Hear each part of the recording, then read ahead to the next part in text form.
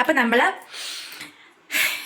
Happy നമ്മൾ അയ്യോ കുറച്ച് ദിവസമായിട്ട് നമുക്കിങ്ങനെ പറയാത്തോടെ നമുക്കൊരു നാക്കിനൊരു വിക്കൽ വരുന്നു.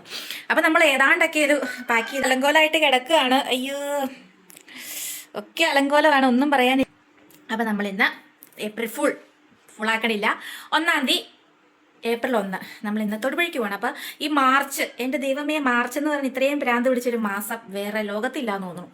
എന്നാന്ന് വെച്ചാൽ പിള്ളേരുടെ പരീക്ഷ, അബീത്തേട്ടൻ ഫിനാൻസ് ഫീൽഡിലായതുകൊണ്ട് ക്ലോസിങ് അങ്ങനെ ചെയ്ത് ഭ്രാന്ത്, അയ്യോ തലയ്ക്ക് ഭ്രാന്ത് പിടിക്കുന്ന ഒരു മാസം. പിന്നെ വീട്ടിലെ അടുക്കളയിൽ എങ്ങുമില്ല, എല്ലാ കാര്യം പറഞ്ഞാൽ ജനുവരി, മാർച്ച്, ജൂൺ അങ്ങനെയൊക്കെ 31 ദിവസങ്ങളുണ്ട്. പക്ഷെ മാർച്ച് മാസം മാത്രമല്ല, 31 ദിവസത്തിൽ ഒരു 20 ദിവസം ആകുമ്പോഴത്തേക്ക് എൻ്റെ വീട്ടിലെ സാധനങ്ങളൊക്കെ തീരാൻ. അത് കഴിഞ്ഞിട്ട് പിന്നെ നമുക്ക് കുക്ക് ചെയ്യാനൊക്കെ ഭയങ്കര മടിയും കാര്യം. അങ്ങനെ മാർച്ച് മാസം കഴിഞ്ഞു, സമാധാനമായി. ഞങ്ങളിപ്പം 1, 2, 3, 4, 5 അങ്ങനെ 5 ദിവസം അബീത്തേൻ്റെ അവധിയാണ്. അതുകൊണ്ട് ഞങ്ങൾ തൊടുപുഴയ്ക്ക് പോവുക. പിന്നെ വിഷമമുള്ള കാര്യം, നമ്മൾ സുന്ദരിപ്പെണ്ണിനെ കൊണ്ട് കൊടുക്കുവാണ്, എൻ്റെ വീട്ടിൽ കൊണ്ട് കൊടുക്കുവാണ്. അപ്പം വീട്ടിൽ നിന്ന് ഒരു ദിവസം ഇങ്ങനെ പപ്പയും അമ്മയും വന്നപ്പോൾ അവിടെ കുറച്ച് ദിവസം നിൽക്കാൻ വേണ്ടി വന്ന. അപ്പം അവളവിടെ തന്നെ അല്ലേന്ന് ഓർത്ത് വണ്ടിയുടെ പുറകിലിട്ട് കൊണ്ടുവന്നു. പിന്നെ ഇട്ട് തിരിച്ച് കൊണ്ടുപോയില്ല. അങ്ങനെ കൊണ്ടുവരുന്ന സുന്ദരിപ്പെണ്ണ്. അപ്പം സുന്ദരിപ്പെണ്ണിനെ കൊണ്ട് കൊടുക്കണം. സുന്ദരിപ്പെണ്ണ് പിന്നെ ഫുൾ ടൂറാണല്ലോ, അതുകൊണ്ട് പിന്നെ എന്നാ ഇവിടെ ഞങ്ങൾ നേരെ തൊടുപുഴയ്ക്ക് അബീത്തേൻ്റെ വീട്ടിലേക്കാണ് ആദ്യം പോകണം. അപ്പോൾ അവിടെ കുറച്ച് കോഴികളും ഒക്കെ ഉണ്ട്. അപ്പോൾ അവരുടെ കൂടെ ഒന്ന് സെറ്റ് ആയി കഴിഞ്ഞ് പിന്നെ ഞങ്ങൾ വെള്ളിയാഴ്ചയോ ശനിയാഴ്ചയോ വീട്ടിലേക്ക്, അത് എൻ്റെ വീട്ടിലേക്ക് പോകും. അപ്പോൾ നമ്മൾ സുന്ദരിപ്പെണ്ണെ അവിടെ ആക്കും. പിന്നെ നമ്മളൊക്കെ ഒന്ന് സെറ്റ് ആയി കഴിഞ്ഞാൽ പൂർവാധികം ശക്തിയോടെ നമ്മുടെ സുന്ദരിപ്പെണ്ണെ തിരിച്ചു കൊണ്ടുവരും. അപ്പടി വിഷമമായിരുന്നു കേട്ടോ, കൊണ്ട് കൊടുക്കുവാന്നൊക്കെ അറിഞ്ഞപ്പോഴത്തേക്കും വിഷമമായിരുന്നു. ഞങ്ങളിങ്ങനെ മാക്സിമം നോക്കി വേറെ വീട്ടിലിങ്ങനെ കോഴിനൊക്കെ ഇടാനുള്ള സംഭവം ഉണ്ടോ എന്നൊക്കെ, പക്ഷേ ഇല്ല. അതുകൊണ്ട് നമ്മൾ കൊടുക്കുവാണ്. ആവി എടുക്കണം, ഭയങ്കര ചൂട്. അപ്പം നമ്മൾ പോവുകയാണ്. സാധനങ്ങളൊക്കെ ഏതാണ്ട് വയ്ക്കും. പിന്നെ അത്യാവശ്യം സാധനങ്ങളൊക്കെ, അത് ഒന്നാമത്തെ കാര്യം, ഈ ഡ്രസ്സുകൾ കൊണ്ടുപോകണമല്ലോ, അവിടെ ഒന്നും ഇല്ല. അപ്പം കൊണ്ടുപോകാൻ വേണ്ടി കൈ കഴിച്ചൊടിഞ്ഞു. അപ്പം കൊണ്ടുപോകാൻ വേണ്ടി ഡ്രസ്സ് ചാക്കിനകത്തെല്ലാം വാരിക്കെട്ടി വെച്ചിട്ട് ആ ചാക്കിനെല്ലാം പുറത്തിട്ട് ആവശ്യമുള്ളതൊക്കെ മുഴുവൻ എടുത്ത് അവസാനം കിട്ടിയതാണ് ഈ സാധനം. അങ്ങനെ എന്തൊക്കെയോ എടുത്തിട്ട്, കറക്റ്റ് പാൻറ്റൊന്നും അല്ല, ഏതോ ഒരു വെള്ളപ്പാൻറ്റ് കിട്ടി, അതെടുത്തിട്ട് പിന്നെ പിള്ളേർക്കും അത്യാവശ്യം വേണ്ടതൊക്കെ കൊടുത്തു. അപ്പം അങ്ങനെ സെറ്റായി. ഇപ്പം റിപ്പീറ്റ് കാണേണ്ട വരും ഡ്രസ്സുകൾ, കാരണം ഞാൻ ഇനി ഒന്നും ചാക്കിനകത്ത് എടുത്ത് വെച്ചൊന്നും പുറത്തേക്ക് ഇടുന്നില്ല. അപ്പം നമുക്ക് പോകാം. വിശന്ന് ജീവൻ കത്തുക, അടിവയറ്റിലിരുന്ന് ആന്തലെന്നൊക്കെ പറയില്ലേ, അതുപോലെ ഇനിയിപ്പോൾ ഉണ്ടായിക്കൊണ്ട് എന്നിട്ട് സമയം പോകും. അതുകൊണ്ട് എന്തെങ്കിലും ഹോട്ടലിൽ നിന്ന് വാങ്ങിച്ചു തരാമെന്ന് പറഞ്ഞു. അതുകൊണ്ട് പോവാം, വേഗം ഇറങ്ങുക. അപ്പം നമുക്ക് സുന്ദരിപ്പെണ്ണെ പിടിക്കണം, ചാക്കിനകത്ത് കയറ്റണം, അങ്ങനത്തെ പണിയൊക്കെ ഉണ്ട്. പിന്നെ അതും പണിയൊക്കെ കിടപ്പുണ്ട്. അപ്പോൾ ഒക്കെ റെഡിയായിട്ട് നിൽപ്പുണ്ട്. എല്ലാവരും സെറ്റാണ്. സുന്ദരിപ്പെണ്ണ് എന്തേ?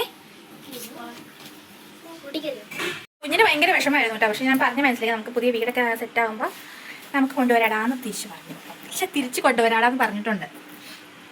ചിലപ്പോൾ കിട്ടോ? ഇതിൻ്റെ സ്റ്റിക്കൊക്കെ എടുക്കട്ടെ. സംഭവം ബഹുലമായിട്ടുള്ള പിടുത്തമായിരുന്നു കേട്ടോ കോഴീനെ. ഇങ്ങനെ എൻ്റെ സാമഗ്രികളൊക്കെ ആയിട്ട് പോവാം. അയ്യോ, വിശന്ന് ജീവൻ കത്തി വയറിന് പ്രാന്ത് പിടിച്ചിരിക്കുക എന്ന് പറയത്തില്ലായിരിക്കും അല്ലേ എൻ്റെ മുഖം കണ്ടിട്ട്. അങ്ങനെ ഇരിക്കുന്ന സമയമായിരുന്നു. അതിനിടയ്ക്ക് അബീത്തേൻ്റെ പാട്ടും, തലയ്ക്ക് ഓളം ഉണ്ടാക്കണ പരിപാടി.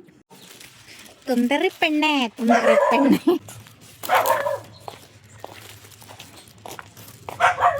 തുന്തരി അപ്പിയിട്ട് കുളമാക്കി കളഞ്ഞു. ഇനി ഇവിടെ നിന്ന് ഞങ്ങൾ 2 ദിവസം കഴിഞ്ഞ് ആലപ്പുഴ. മുല്ലപ്പൂ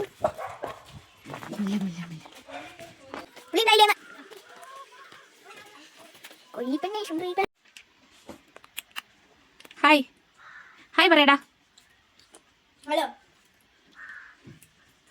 ഞങ്ങൾ എന്തെങ്കിലും കൊണ്ടുവന്നോന്ന് അറിയാൻ വേണ്ടി നിൽക്കണതാ. ബ്രെഡൊക്കെ കൊണ്ട് കൊടുത്തു, എന്നാലും പുള്ളിക്കങ്ങ് നിറയണില്ല വയറ്. എന്താണെന്നറിയാൻ പാടില്ല. ഇപ്പോ എന്തൊരു ചൂടാന്നൊക്കെ പറയും പോലെയാണ്. എൻ്റെ പൊന്നെ, ആവിയെടുത്ത് പുഴുങ്ങാന്നൊക്കെ പറയില്ലേ, അതുപോലെയായിരുന്നു. അതിനിടയ്ക്ക് അബീത്തേട്ടൻ എടീ ഇങ്ങ് വന്നേന്നും പറഞ്ഞ് വിളിച്ച് നോക്കിയപ്പോൾ എൻ്റെ മുറ്റത്തൊരു മൈനാന്ന് പറയുള്ള മുറ്റത്തൊരു പാതിയായ ഒരു ചേരപ്പാമ്പ്. എന്നാ മഞ്ഞ കളറായിരുന്നു, മഞ്ഞക്കളീനെ പോലെ ഇരിക്കുന്നു. അങ്ങനെ അബീത്തേട്ടൻ എൻ്റെ വാലെ പിടിച്ചൊക്കെ വലിച്ചു കേട്ടോ. പക്ഷെ പിടി കിട്ടിയില്ല. അത് ഇഴുകി അതിൻ്റെ പൊത്തിനകത്തേക്ക് കയറി. മുഴുവനായിട്ട് എനിക്കൊന്ന് ഫോക്കസ് ഒക്കെ ചെയ്യണമെന്നുണ്ടായിരുന്നു. പക്ഷേ അത് സമയം കിട്ടിയില്ല. സമയം കിട്ടാത്തല്ല, അതിൻ്റെ സൗകര്യത്തിലൊന്നും എനിക്ക് നിന്ന് തന്നില്ല. അത് അകത്തേക്ക് കയറി പോയി. ഇനി ഭാര്യ മക്കളൊക്കെ അകത്തുണ്ടോയെന്ന് അറിയത്തില്ല. ഇനി അതുകൊണ്ടാണോ വേഗം പോയത്, ഞങ്ങളെ കണ്ടുകൊണ്ട് പോയതെന്ന് അറിയാൻ പാടില്ല. എന്തായാലും പോട്ടെ. അങ്ങനെ കുറച്ച് കഴിഞ്ഞപ്പോഴത്തേക്കും അച്ഛൻ വന്നു. പണിയൊക്കെ കഴിഞ്ഞ് വന്നപ്പോഴത്തേക്കും കുറച്ച് വിറകൊക്കെ കൊത്തി കീറാണ്ടായിരുന്നേ. അപ്പോൾ ഞാൻ എല്ലാവരെയും വിളിച്ച് ഇങ്ങനെ വിറകൊക്കെ കൊത്തി കീറിയിട്ടതൊക്കെ അടുപ്പം നിറയെ അടിയിലൊക്കെ കൊണ്ടിട്ടു. പിള്ളേരൊക്കെ പണിയെടുത്ത് പഠിക്കട്ടേന്നേ, ആവശ്യം വരും. അച്ഛനിങ്ങനെ വിറക് കീറാൻ ഭയങ്കര എക്സ്പേർട്ടാണ് കേട്ടോ. അപ്പോൾ ഞാൻ ഒന്ന് ഹെൽപ്പ് ചെയ്താൽ മതി. അപ്പോൾ അമ്മേനെ വിളിച്ചപ്പോഴത്തേക്കും അമ്മയ്ക്ക് നടുവേദന വയ്യാന്നും പറഞ്ഞ് അവിടെ ഇരുന്നു. എന്നിട്ട് ഞാനും പിള്ളേരും ഒക്കെ കൂടി വിറകൊക്കെ ഇങ്ങനെ പടപടാന്നൊക്കെ പറക്കിക്കൊണ്ടെങ്കിൽ ഇട്ടു. പണിയാൻ കൂടുന്നത് വേറെ ഒന്നും കൊണ്ടല്ല, വൈകുന്നേരം കനാലിൽ കൊണ്ടുപോകാം, പണിയെടുത്താൽ കനാലിൽ കൊണ്ടാന്ന് പറഞ്ഞിട്ടുണ്ട്. അപ്പോൾ അതുകൊണ്ട് നല്ല ശുഷ്കാന്തിയായിട്ട് എല്ലാവരും കൂടെ അങ്ങ് പടപടാന്നങ്ങ് പണിയെടുക്കുകയാണ്. കൂട്ടത്തിൽ ഞാനും നന്നായിട്ട് വേർത്താ കുറച്ച് അധികം നേരം വെള്ളത്തിൽ അങ്ങ് കിടക്കാലോ പോത്തിനെ പോലെ.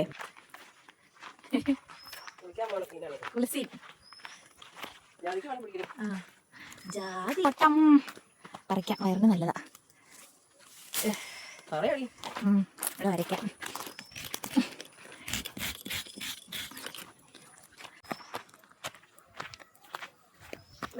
കേക്കണേ, നല്ല രസമാണ് കേട്ടോ ഇവിടെ കാണാൻ വേണ്ടി. നമ്മുടെ വീടിൻ്റെ തൊട്ടടുത്താണ് കനാൽ. നമ്മുടെ കനാലിൻ്റെ തൊട്ട് മുകളിലാണ് നമ്മുടെ വീട്. അങ്ങനെയും പറയാം, തൊട്ട് താഴേന്ന് പറയാം, തൊട്ട് മുകളിലെന്ന് പറയാം. അങ്ങോട്ടും ഇങ്ങോട്ട് മാറ്റി മാറ്റി പറഞ്ഞാൽ മതി, അപ്പോൾ വേറെ കുഴപ്പമൊന്നുമില്ല. ഇവിടെ അടുത്തടുത്ത് വീടുകളുണ്ടെങ്കിലും ഒറ്റ വീട്ടുകാരങ്ങനെ കുളിക്കാനൊന്നും വരില്ല. ഒത്തിരി പിള്ളേർ സെറ്റാണ് ഈ കനാലിൽ ചാടാൻ വേണ്ടി വരുന്നത് കേട്ടോ.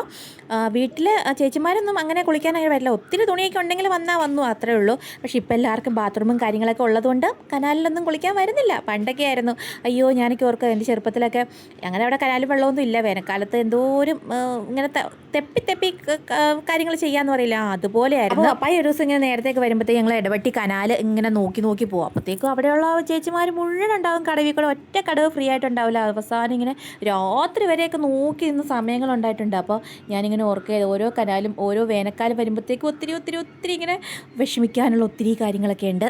അന്നൊക്കെ വെള്ളം കാണുമ്പോൾ ആർത്തി ഉണ്ടല്ലോ, എൻ്റെ അമ്മ പറഞ്ഞറിയിക്കാൻ പറ്റില്ല കേട്ടോ. പിന്നെ അതുകൊണ്ടാണ് എനിക്ക് വെള്ളം പേടി. നമ്മൾ ഈ കോരി കുളിച്ച് ശീലിച്ചുകൊണ്ട് ഈ തോടും പുഴയും ഈ കനാലും ഒക്കെ കാണുമ്പോഴത്തേക്കും നമുക്ക് ഇന്നും പേടിയാണ്. ഞാൻ സ്റ്റെപ്പിലിരിക്കുള്ളൂ, അത് വേറെ കാര്യം. അപ്പോൾ ഞങ്ങൾ കുളിക്കട്ടെ, അടുത്തൊരു വ്ളോഗിൽ കാണാം. Ta ta bye bye. Okay, see you. ഇഷ്ടപ്പെട്ടാൽ ഞാൻ പറയും പോലെ സബ്സ്ക്രൈബ് ചെയ്യാൻ മറക്കല്ലേ.